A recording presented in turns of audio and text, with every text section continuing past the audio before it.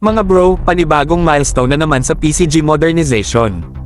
Confirmed na, OCEA of France at Department of Transportation ng Pilipinas ay pumirma ng kontrata last week para sa supply ng 40 piraso ng 35 meters fast patrol boats.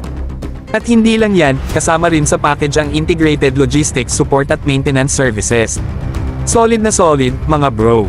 Ibig sabihin, hindi lang basta binigyan ng barko, may kasama pang suporta para siguradong tatagal at gagana ng maayos ang mga ito sa serbisyo.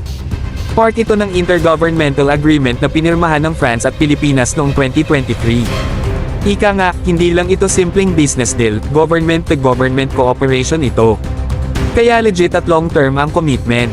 France isn't just handing US boats, they're investing in a strategic partnership with US.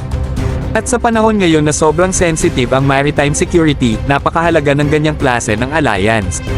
Big respect dyan, mga bro.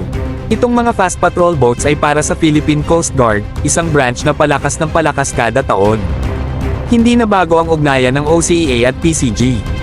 Between 2017 and 2020, nakapag-deliver na sila ng 5, kabilang na ang Pride ng Fleet, ang 84 meters DRP Gabriela Silang, na hanggang ngayon ay isa sa mga pinakamodernong Coast Guard vessel sa buong Southeast Asia. Kumbaga sa anime, siya yung flagship na may ultimate stats at sobrang up sa lahat ng missions. At hindi lang sa supply nagtatapos ang support ng OCEA.